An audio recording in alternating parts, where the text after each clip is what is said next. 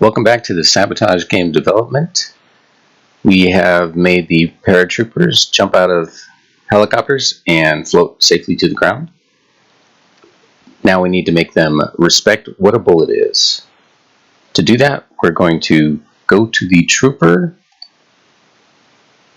and we're going to edit the trooper controller script. Okay, in the trooper controller, we're going to modify the update routine. And in the section where we're not on the ground, we're going to check to see if we collide a bullet by calling the check collision routine. This is the same routine that we had in the helicopters. It returns true if we hit, and if we do get hit, we will just destroy the paratrooper. Here's the check collision routine. It's the same one that was in the helicopter. It's pretty generic, and it will work for all of the objects that need to detect if they've been hit by a bullet.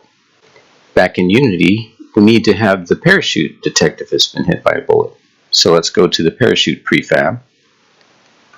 And we currently don't have a controller for it, so let's add a component, a new script, and we will call this shoot controller. And then we'll edit that script. So since the shoot was a child of the trooper, it moves along with the trooper, so we don't have any update routine for animating it. We just need to have something in the update routine to see if it's been hit by a bullet. So in the shoot controller, we're just doing a basic check to see if we hit a bullet, and if we have, we destroy ourselves. And here again is the check collision routine, the same one that's in the trooper and the same one that's in the helicopter. So let's go back to Unity and see these in action. Well, it looks like I can shoot down a trooper. Let's see if I'm good enough to shoot down a parachute.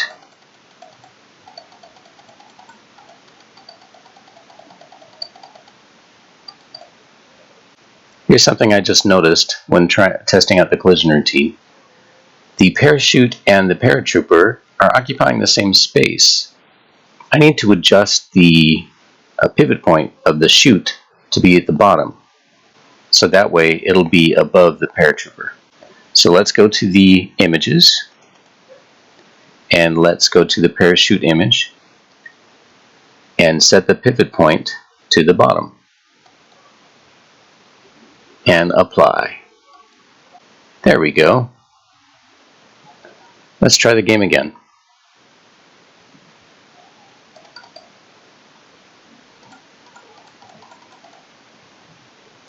Look at that. So if you happen to hit the parachute, the paratrooper will fall to the ground. So we need to adjust the paratrooper to check whether he's falling too fast to the ground. If he falls too fast, unfortunately, he's going to die. So let's go to the paratrooper script. In our trooper update routine, we're going to add a check for our fall speed whenever we land on the ground. If our fall speed is over 2, then we're squished. We're going to destroy the trooper. Let's see this in action.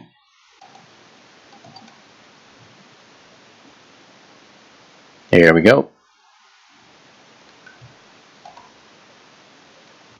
Now that the troopers can be shot down, we're going to need to make the explosion for the paratroopers. It's a little unsatisfying to just have them blip out of existence on the screen. So we're going to create a bloody explosion. Sorry for anybody out there who's queasy at animated death, but yeah, we're going to do it. Now we don't have an image for it. What we're going to do is we're going to create a special effects for it. Let's go to Game Object and go to Effects and create a particle system. I'm going to move this particle system over to the side and I'm going to zoom in on it so we can see what's going on. I'm going to call this particle system Bloody Explosion. So in the particle system, I'm going to open the particle editor. So I have the particle running here. This is the control panel for the particles. So I can pause it. And here are all the settings for the particle system. There are lots of settings, and there's even more settings underneath these different categories. So I'm going to go to these settings, and I'm going to tell you what to set them to, and I'll try and explain what the setting is going to do. So first off, the duration is going to be 0.5. That's half a second, and that's enough for a burst. Now that doesn't mean there won't be anything on the screen after 0.5. That just means the particle emission will only last for half a second. It won't be looping. It's just going to be a one-time shot. So let me hit play here, or hit restart, so you can see it's just happening once. So I'm going to skip down to the emission, and instead of doing 10 over the time period, I'm going to set that to 0, and I'm going to go to this burst and hit the plus button. And so at the 0 mark, we're going to burst 30 particles just once, and that's fine. So if I hit play, there we go. Next, I'm going to go to the shape. This is the shape of the emitter. Right now, everything is coming out in the upward direction in a cone. So I'm going to do a sphere, and I want everything to come out of the central point. So I'm going to set this to 0 and set this to 0, the radius and the radius thickness to 0. And so now everything will come out of the central point. So back up at the top, I'm going to go to the start lifetime, and I'm going to set it to 1 second. That's how long we want each of the particles to last. The start speed I'm going to change to be a random value between two constants. So the speed will be 0.1 to 2. I'm going to set the start size from 0.1 to 0.4. I'm going to set the start color to a nice red. We're going to simulate gravity by setting the gravity modifier to 0.1. Next, we're going to turn on the color over lifetime entry. So what we want is we want the color to fade out over time. So at the very end, at the 100% mark, we want the alpha to be 0. But we don't want it to start fading until it gets to about 80%. So we're going to grab this left arrow and move it over to 80%. Finally, back at the main section, we're going to change the stop action to destroy. That means after the animation has finished, the particle system will destroy itself. Now that we've made the bloody explosion, we're going to have to spawn it on the trooper. So let's create a prefab of it. In the Assets tab, drag the bloody explosion into the Assets, and here it is. Once the prefab is made, we can delete the bloody explosion from the scene.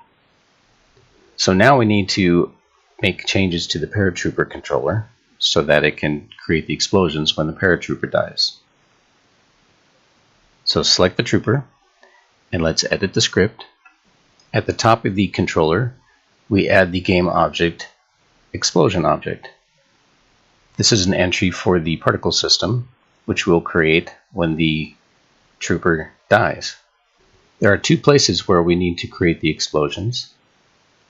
One is at the bullet collision detection.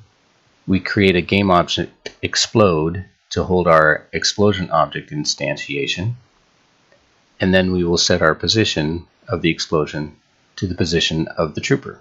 The other one is when we fall too fast. So back in Unity, we'll select the trooper prefab, and we will set the explosion object to be the particle system bloody explosion. Okay, let's give this a try.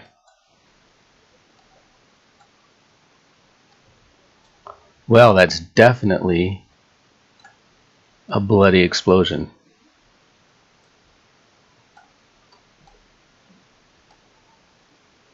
And it even happens when it hits the ground. If that explosion is too large for you, you can go to the Bloody Explosion prefab, and you can actually change the scale in the transform. Let's make it half size.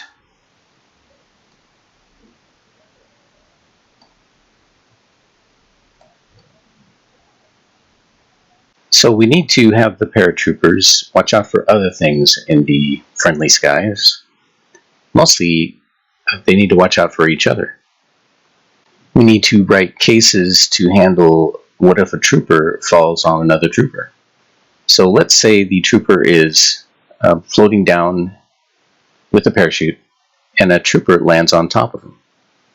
Well, the parachute should detect whether a trooper's hit the parachute and destroy itself if it has been hit by another trooper. So let's go to the parachute controller. In the check collision routine of the parachute, we will add another section to check for falling troops. We will gather all the game objects with the tag trooper, and we will make sure that that trooper isn't the trooper that we're attached to. So if it's another trooper, we'll get the bounds from their sprite renderer and compare it to our bounds. And if it hits, then we'll return true. The other case is a paratrooper is on the ground and another paratrooper falls from the sky, landing on top of his head. Well, if he's going fast enough, I think that trooper is going to have a bad day. So let's code in the routine to make sure he has a bad day.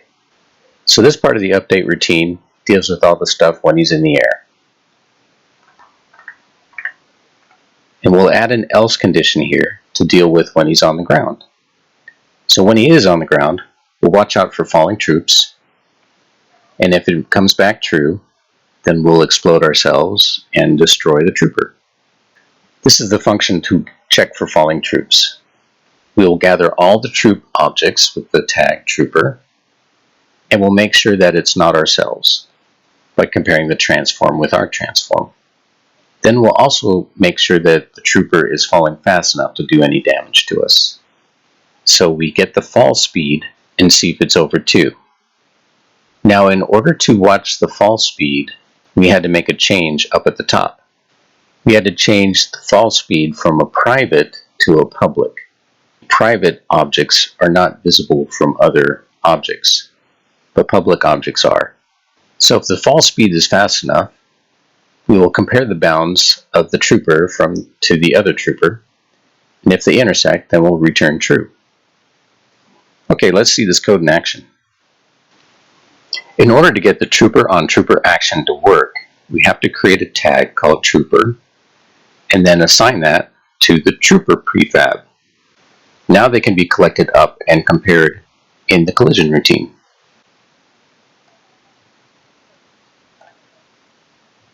There we go. Look at that. Okay, so those routines work. Oh, the humanity. I think we've done enough damage for one day. We'll continue this in the next episode, where we'll add scoring, and we'll check for the end game. Until next time, stay nerdy, my friends.